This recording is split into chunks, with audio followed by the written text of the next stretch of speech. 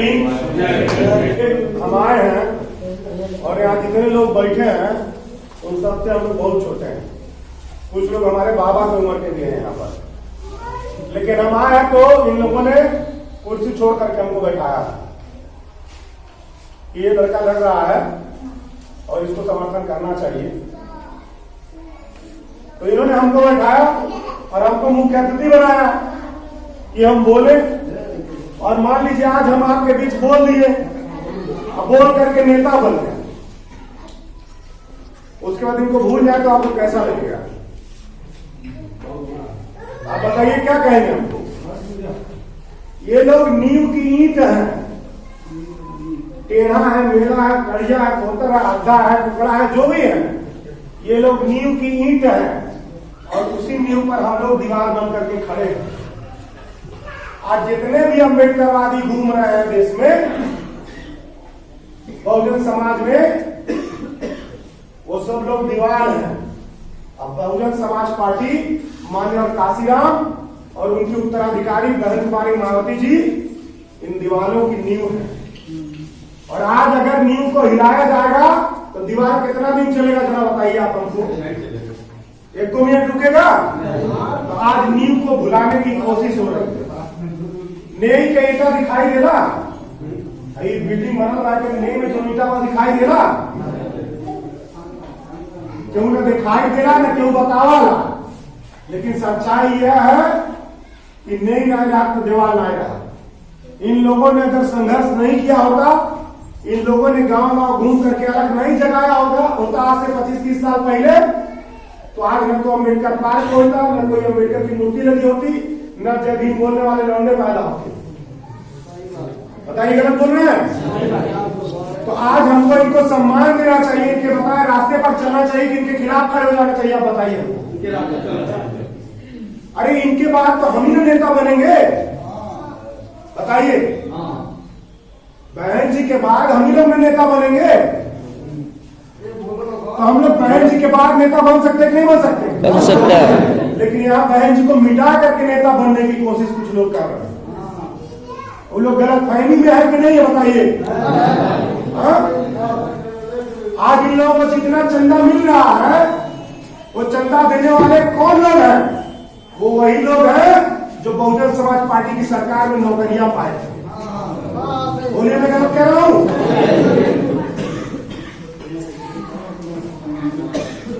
बाप बहुजन समाज पार्टी के सरकार में नौकरी पाया, अलौंडा बहुजन समाज पार्टी का विरोध करता है।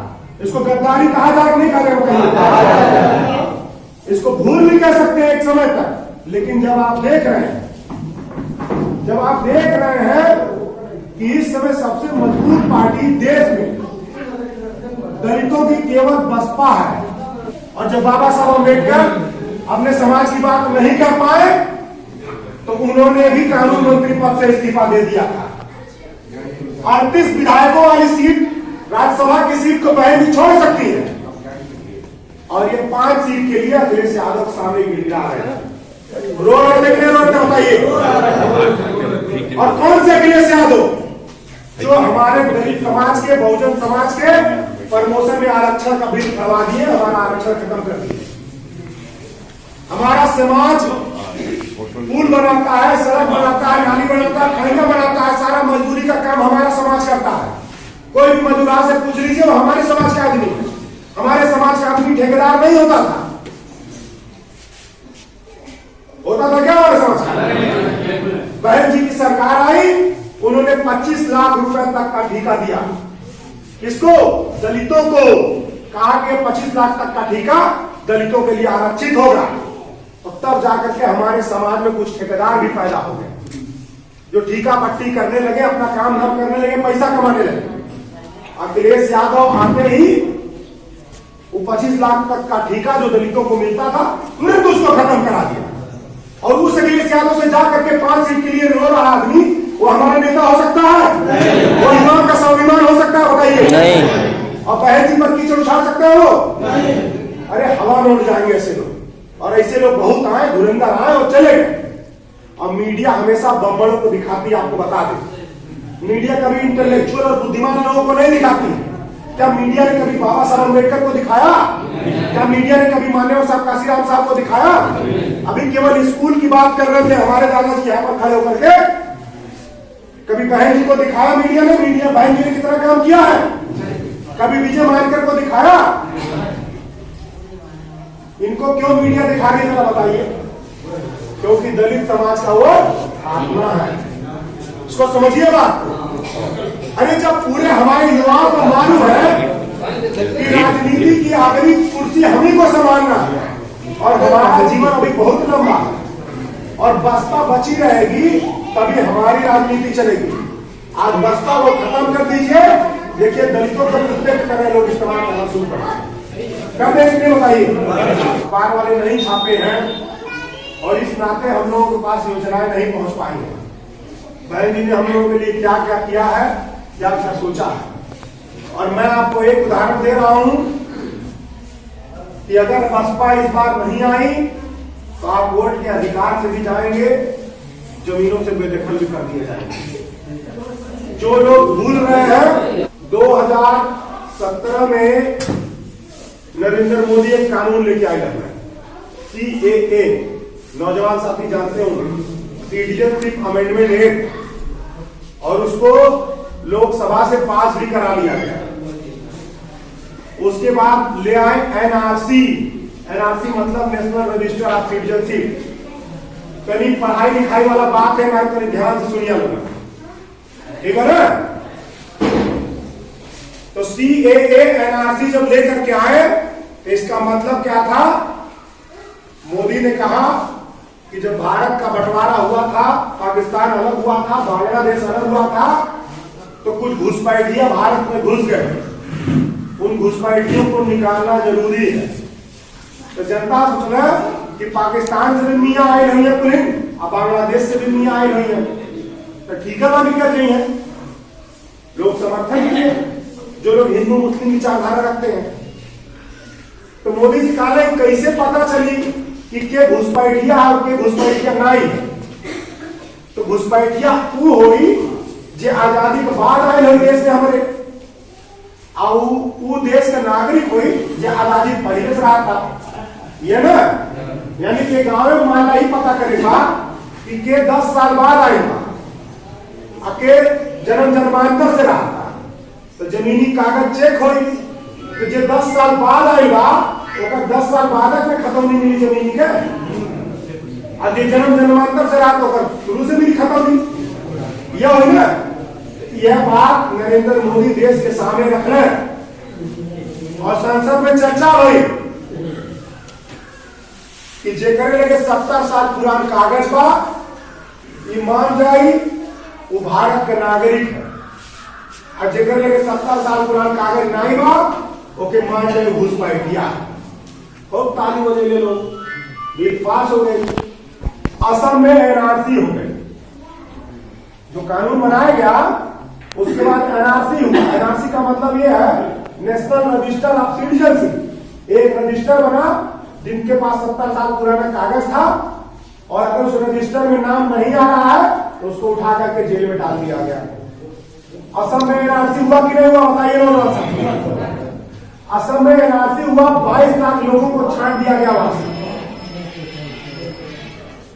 वहां के आबादी का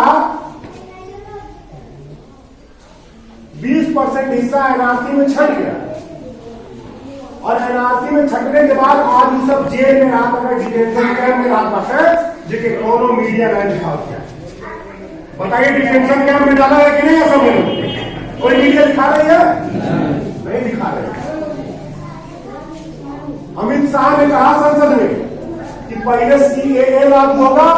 अरे बैठा तो नहीं बैठा, तू चर्चा में चर्चा घंटा बारी तू ना बैठ पाओ। ओकरे बाद NRC हुई, तो NRC हुई तो मन छाट के सबके निकाल दे। अब हमके ये बतावा, हमन के निशाना साधा जाता मियन पर, ये मियाँ हम कटुआ वैसे करके बदनाम करे जाता हमारे देश के मुसलमान। अब गोली चलाओ जाता दलितन पर। अब बताओ कोने दलित लगे 70 साल पुराने कागज के पट्टा हमके बतावा केहू लगे बा केकर हमन के बाप दादा ऐसे बाटे तो 70 साल पहले जमीन पट्टा लेकर आने बतावा रजिस्ट्री करे बाटे हमारा समाज बंजर जमीन पर बसा हुआ है। हमारा समाज पी के जमीन पर बसा हुआ है, जमींदारी के जमीन पर बसा हुआ, सरकारी जमीन पर बसा हुआ। गलत कह रहे तो बीजेपी आएगी तो एनआरसी लागू होगा, और एनआरसी लागू होगा तो दलित जमीन से बेदखल होगा। जमीन से बेदखल का मतलब यह है कि एनआरसी की लिस्ट में नहीं आएगा तो आपको भारत का नागरिक नहीं, घुसपैठिया माना जाएगा, और घुसपैठियों को वोट देने का अधिकार नहीं होता है।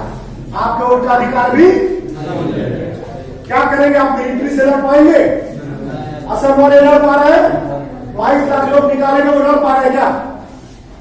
वो मिलिट्री लगा करके निकाल करके डिफेंस कैंप में डाल दिया गया, उसमें मर रहे, किसी को कुछ नहीं पता है, उसके बारे में कोई बात हो रही है। उसी तरह से हमको निकाल करके मार दिया जाएगा, नरसंहार कर दिया, हम लोग क्या कर लेंगे बताइए जरा। बहुत लोग सोचते थे मोबाइल से वीडियो बना के, अरे इंटरनेट बंद कर दिया गया वहां पर, तो एनआरसी आने वाली है। अगर बीजेपी को नहीं रोका गया तो एनआरसी आएगी। और बीजेपी को रोक कौन रहा है जरा आप बताइए। आप हमको जिसकी ज्यादा वोट रहेगी वही में रोकेगा। 2017 में दूसरे नंबर पर कौन था? बसपा थी। पहले नंबर पर भाजपा, दूसरे नंबर पर बसपा, तीसरे नंबर पर समाजवादी पार्टी थी। हमारी 119 सीटों पर केवल 500 वोट से लेकर के 7,000 वोटों का अंतर था। 119 सीट हम लोग जीता हार गए 2017 में। तो सबसे मजबूत पार्टी हम लोग है ना, बसपा है ना, तो बसपा ही ना हराएगी। ये एडू गडू नथु का हारा देंगे आप बताइए। और क्या गारंटी है कि समाजवादी पार्टी जीत जाएगी? अगले सालों जीत जाएंगे तो एनआरसी नहीं लागू करेंगे। जितना भाजपा की योजना लागू करेंगे मैं अखिलेश यादव बतावा, दलितों का आरक्षण खत्म करे ना करे, भाजपा भी खत्म करे, यो खत्म करे, दोनों को अंतर बा। वो आरक्षण विरोधी ही प्रमोशन का आरक्षण कभी फड़ है, दोनों में कौन अंतर बा बताइए। अंबेडकर पार्क की जमीन अखिलेश यादव के समय में भी कब्जा हुई, अब भारतीय जनता पार्टी के समय में और कब्जा हुई, दोनों में कोई अंतर है? हमारा पास एकमात्र विकल्प है इस देश के दलितों मुसलमानों के पास कि बहुजन समाज पार्टी का सरकार ले आए। लेकिन लौंडे इस बात को समझ नहीं रहे। अब बसपा सरकार ने क्या किया था? बसपा का शासन आया तो आप लोगों को याद होगा कि माननीय काशीराम साहब का एक नारा था, जो जमीन सरकारी है वो जमीन, जो जमीन सरकारी है वो जमीन। माननीय काशीराम साहब का नारा था। और जो बहनी सत्ता में आई तुरंत उन्होंने कहा कि जो दलित जिस सरकारी जमीन पर बसा है तुरंत लेकर के आओ, तुरंत उसके नाम से पट्टा करो। डीएम को, एसपी को, एसडीएम को दौड़ा दी कि दलित जिस जमीन पर आ रहा उसके नाम से पट्टा दिया जाए। आप लोग भी जाकर खतौनी चेक कर लीजिए, 95% पट्टा मिला होगा सब लोगों को। गलत बोल रहे हैं? भूमिहीनों को खेत कौन दिया? बहुजन समाज पार्टी ने दिया। हमारे समाज के लोगों के लिए ये विकास पंचायत भवन कौन बनवाया? बहुजन समाज पार्टी ने बनवाया। हमारे समाज के लोगों के जीएडी मोदी शादी ब्याह के लिए अंबेडकर पार्क की जमीनें कौन छोड़ी? बहन कुमारी मालती जी ने छोड़ा। और जो जमीन बहन जी ने दिया है उसकी कीमत आज लाखों करोड़ों में है कि नहीं बताइए? और ये लोग 500 रुपया राशन दे पाते हैं। कौन कहा मोबाइल दे देगा? हम कितना का मोबाइल दे दी? 2000, 4000, 10,000 का मोबाइल दे दी। बहन ने लाखों की जमीन दिया है, कभी कहा आपसे? कभी प्रचार किया उसका? आज शौचालय पास होता, घर पास होता, वो जमीनियत पट्टो बहनी ना पेपर पास करेगा लोग। अगर हम लोग बसपा के साथ छोड़ के एहसान फरामोशी है कि नहीं बताइए? गद्दारी है कि नहीं बताइए? बहन जी लाखों का जमीन दे दी, कोई हल्ला नहीं किया। और ये सीए एनआरसी ला करके हमको जमीनों से बेदखल करना चाहते हैं। और जितना और कटवा बाटे ये चाहत बाटा की बसपा न है। आज को दलित मार खाता वहां पहुंच के फोटो खिंचवा ले बाटा। हमारे लिए ठीक है, तुम गए समर्थन में खड़ा हुए, तुम भी लड़ रहे हो न्याय के लिए, लेकिन बसपा भी तो लड़ रही है। आप बताइए, आक्रोश कांड हुआ, आक्रोश कांड हुआ, पीड़ितों और परिवार को 5-5 लाख रुपया सबसे पहले बहन जी ने दिया।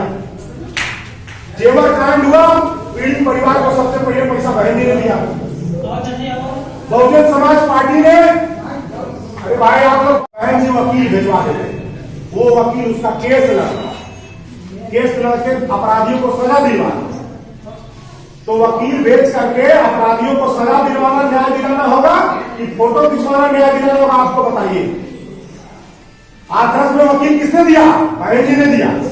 अभी उन्नाव में कांड हुआ है, वहां भी पहुंच गए लोग फोटो खिंचवाने, कोई बात नहीं, लेकिन उन्नाव का केस कौन लड़ रहा? फिर में बसपा लड़ रही है। सीमा समृद्धि कुशवाहा जी बोल करके आई है कि मैं केस लड़ूंगी और मुफ्त में लड़ूंगी। हाथरस का केस बहन जी ने मुफ्त में लड़ा, लेकिन उस पर चर्चा नहीं होगी। जो फोटो खिंचवा ले उसको नेता माने। अरे ये नहीं सोच रहे हैं कि हमारा मकसद दलित उत्पीड़न रोकना है। हमारे जितने युवा साथी लड़ रहे हैं कि थाने में दलितों का मुकदमा लिखा जाए, जाके थाना धरना प्रदर्शन कर। अरे बसपा सरकार बना तो थाना पैसे सुनवाई होने लगेगा। एसपी दौड़ के ये मुकदमा लिखिए, होता था नहीं जाएंगे के साथ। ये एक लोगों के लिए हम लोग जाके लड़ पाएंगे? बताइए।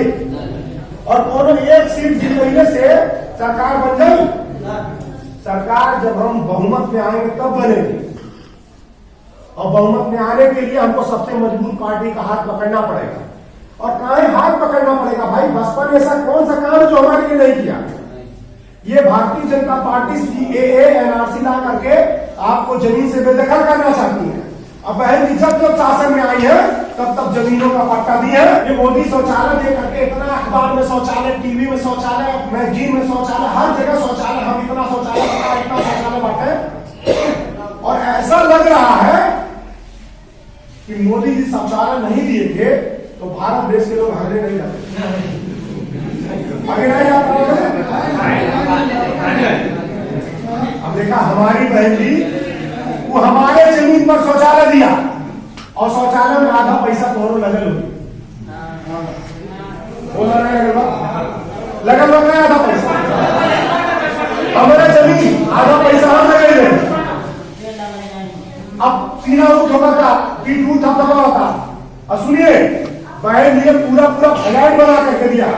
काशीराम शहरी आवास योजना जा करके देखी।